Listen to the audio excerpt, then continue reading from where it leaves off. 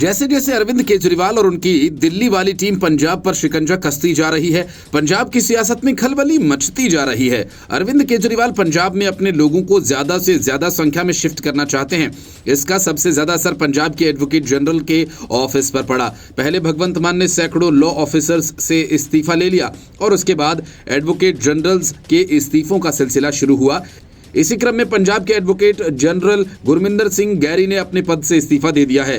मुख्यमंत्री के करीबी सूत्रों के अनुसार उनका कार्यकाल 31 मार्च तक था और इसी कारण उन्होंने समय सीमा समाप्त होने से पहले अपना त्याग पत्र सरकार को सौंप दिया। अब मुख्यमंत्री भगवंत मान के इस्तीफे को स्वीकार करने के बाद इसे राज्यपाल गुलाबचंद कटारिया के पास भेजने की प्रक्रिया पूरी की जाएगी। संभावना जताई जा रही है कि मंगलवार तक नए एडवोकेट जनरल की घोषणा कर दी जाएगी। माना जा रहा है कि नया एडवोकेट जनरल अरविंद केजरीवाल के लिए अदालतों में पैरवी करने वालों में से कोई वकील पंजाब का नया एडवोकेट जनरल नियुक्त किया जाएगा। गुरमिंदर सिंह गैरी से पहले अनमोल रतन और विनोद घई जैसे वरिष्ठ अधिवक्ता भी एडवोकेट जनरल के पद से इस्तीफा दे चुके हैं।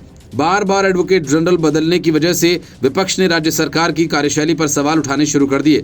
राजनीतिक विश्लेषकों का मानना है कि बार बार हो रहे बदलावों में सरकार की कानूनी रणनीति और प्रशासनिक स्थिरता पर असर पड़ रहा है।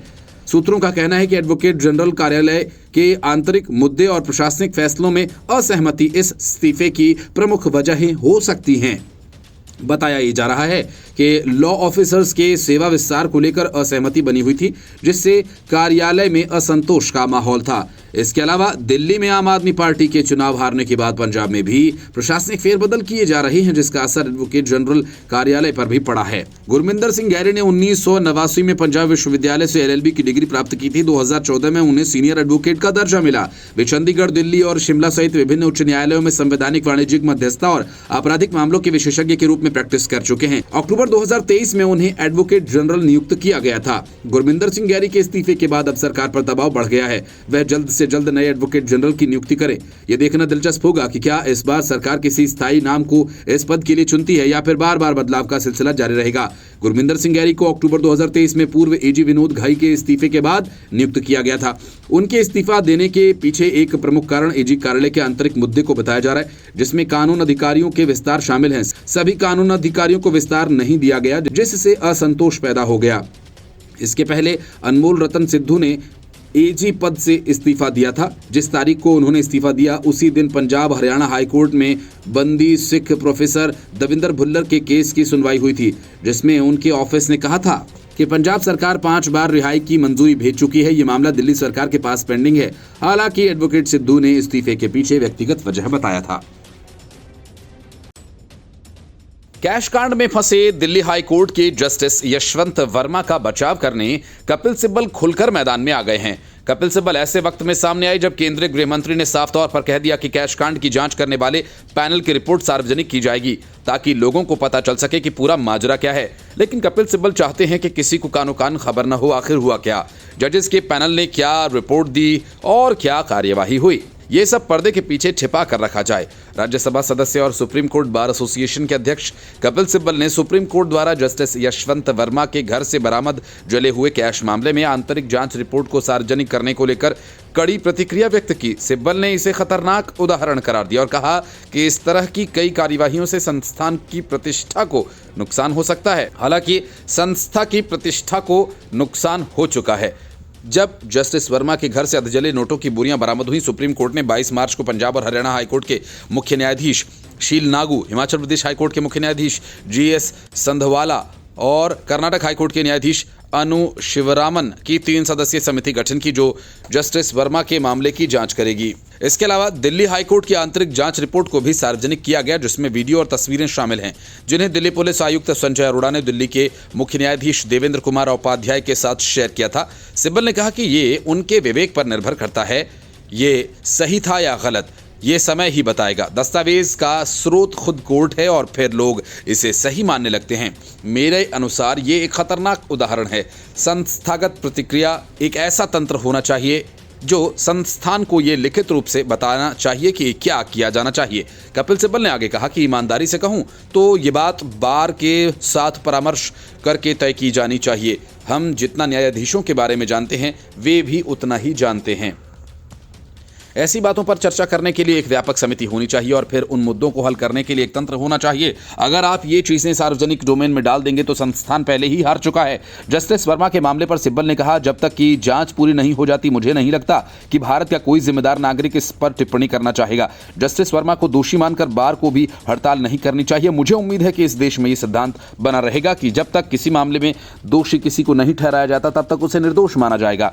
इस मामले में तो जांच भी पूरी नहीं हुई है। हालांकि सिब्बल ने यह भी कहा कि इस तरह के मामलों पर संस्थागत प्रतिक्रिया आवश्यक है और इसे लागू करने के लिए तंत्र की आवश्यकता है। उन्होंने कहा कि न्यायपालिका से जुड़े मुद्दे गंभीर हैं। 3 प्रकार की समस्याएं हैं। एक तो वित्तीय भ्रष्टाचार, उसे संभालने के लिए कोई तंत्र नहीं है। फिर यौन दुर्व्यवहार के आरोप। तीसरी समस्या यह है कि कुछ न्यायाधीश खुले तौर पर राजनीतिक विचारधारा से जुड़े हुए हैं। ये जस्टिस अभिजीत गंगोपाध्याय और जस्टिस शेखर यादव के मामलों में देखा जा सकता है। वर्षों से न्यायपालिका इन मुद्दों का संस्थागत रूप से उत्तर नहीं दे रही है और ये बहुत चिंताजनक है। Bureau report, news of India.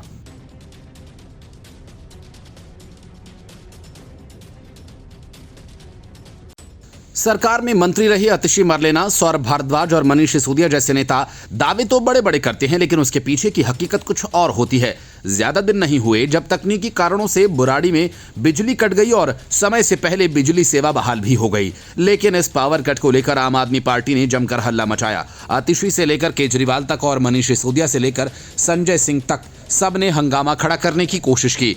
इन लोगों ने दावा किया कि उन्होंने 10 साल तक दिल्ली में कोई पावर कट नहीं होने दिया, लेकिन जब आंकड़े सामने आए तो आम आदमी पार्टी की सरकार के दौरान सिर्फ 1 साल में करीब 22,000 पावर कट्स हुए थे। अब ऐसा ही दावा नौकरी देने को लेकर किया जा रहा है। केजरीवाल कहते हैं कि उन्होंने 10 लाख बेरोजगारों को नौकरी दी, लेकिन हकीकत यह है कि 2019 से लेकर 2023 तक यानी 4 सालों में केजरीवाल को दिल्ली में कोई बेरोजगार मिला ही नहीं, इसलिए 4 सालों में किसी को नौकरी ही नहीं दी गई। 2024 में केजरीवाल को सिर्फ 2 बेरोजगार मिले और उन्हें नौकरी भी मिली। मतलब कि केजरीवाल सरकार ने 5 सालों में रोजगार बाजार और ऑनलाइन पोर्टल के जरिए सिर्फ 2 लोगों को नौकरी दी, लेकिन दावा 10 लाख नौकरी देने का कर दिया। केजरीवाल एंड कंपनी के इस बड़े झूठ से पर्दा तब उठा जब बीजेपी विधायक अभय वर्मा के सवाल का जवाब देते हुए रोजगार मंत्री कपिल मिश्रा ने केजरीवाल सरकार के झूठ की सियासत पर से पर्दा उठा दिया। कपिल मिश्रा ने बताया कि दिल्ली सरकार का एक ऑनलाइन रोजगार पोर्टल 2009 से काम कर रहा था और दूसरा रोजगार बाजार पोर्टल 2020 में लॉन्च किया गया था। दिल्ली सरकार ने 2015 से 2018 तक एक ऑनलाइन पोर्टल के माध्यम से 400 से अधिक नौकरियां प्रदान की। हालांकि पोर्टल के माध्यम से 2019 से 2023 तक कोई नौकरी प्रदान नहीं की गई। मंत्री के उत्तर के अनुसार 2024 में सिर्फ 2 नौकरियां प्रदान की गईं। रोजगार बाजार पोर्टल 10 जुलाई 2020 को लॉन्च किया गया था और तकनीकी कारणों से मई 2023 में काम बंद कर दिया गया था। इसके पुनरुद्धार पर विचार किया जा रहा है। एक अन्य जवाब में दिल्ली सरकार ने बताया कि 2015 से 2019 तक आयोजित 10 रोजगार मेलों के माध्यम से विभिन्न निजी नौकरियों के लिए 36,062 व्यक्तियों को चुना गया था। तत्कालीन मुख्यमंत्री अरविंद केजरीवाल और उप मुख्यमंत्री मनीष सिसोदिया सहित आम आदमी पार्टी के नेताओं ने दावा किया कि रोजगार बाजार पोर्टल ने 2 वर्षों में दिल्ली के 10 लाख से अधिक लोगों को नौकरी दी। आम आदमी पार्टी ने एक बयान में कहा कि भाजपा के नेतृत्व वाली केंद्रीय सरकार ने सांख्यिकी और कार्यक्रम कार्यान्वयन मंत्रालय की वार्षिक रिपोर्ट के अनुसार दिल्ली में सबसे कम बेरोजगार दर है और पिछले महीने हुए विधानसभा चुनाव में दिल्ली में सत्ता खोने वाली आम आदमी पार्टी ने दावा किया कि हरियाणा और उत्तर प्रदेश जैसे भाजपा शासित राज्य गंभीर बेरोजगारी का सामना कर रहे हैं, जबकि दिल्ली सरकार के तहत कोरोना काल के दौरान 12 लाख नौकरियां पैदा की गईं। भाजपा ने दिल्ली विधानसभा चुनाव में आम आदमी पार्टी के 10 साल के शासन को खत्म करते हुए सरकार बनाई। दिल्ली के दिल जले यानी आम आदमी पार्टी अब भी इस गम में गली जा रही है कि आखिर रेखा गुप्ता सरकार ने 1 लाख करोड़ का बजट कैसे पारित कर दिया और कर दिया तो इसमें महिलाओं को सम्मान राशि देने के लिए 5100 करोड़ का फंड क्या रख दिया। इतना ही नहीं, जब रेखा गुप्ता सरकार ने अखबारों में बजट को लेकर विज्ञापन जारी किए तब आम आदमी पार्टी के सब्र का पैमाना छलकने लगा। विज्ञापन देखकर भड़के सौरभ भारद्वाज बुरी तरह से भड़क उठे। उन्होंने कहा कि एक तरफ महिला को 2500 रुपए देने की बात आई तो मुख्यमंत्री रेखा गुप्ता कहती हैं कि आम आदमी पार्टी सरकार ने खजाना खाली छोड़ा है, तो वहीं दूसरी ओर न्यूज़पेपर्स में फुल पेज ऐड दिया जा रहा है। इसका मतलब है कि सरकार के पास काफी पैसा है। उन्होंने कहा कि आज दिल्ली के लगभग सभी अखबारों में फुल पेज ऐड है और ऐड में सिर्फ यही है कि 1 लाख करोड़ का बजट पास कर दिया गया। उन्होंने कहा कि जब आम आदमी पार्टी आधे पेज का ऐड देती थी तो बीजेपी वाले कितनी हाय तौबा करते थे। कोर्ट के अंदर जज कहने लग जाते थे कि आप पैसा खर्च कर रहे हैं और अब यहाँ खुल्लम खुल्ला फुल पेज ऐड दी जा रही है। तो बीजेपी ये बताए कि सैद्धांतिक रूप से वो ऐड के साथ थी या फिर खिलाफ, या फिर उनकी परेशानी आम आदमी पार्टी के ऐड से थी। असल में आम आदमी पार्टी के ऐड से बीजेपी या फिर कोर्ट इसलिए नाराज थी कि केजरीवाल सरकारी विज्ञापनों के बहाने आम आदमी पार्टी का विज्ञापन करते थे।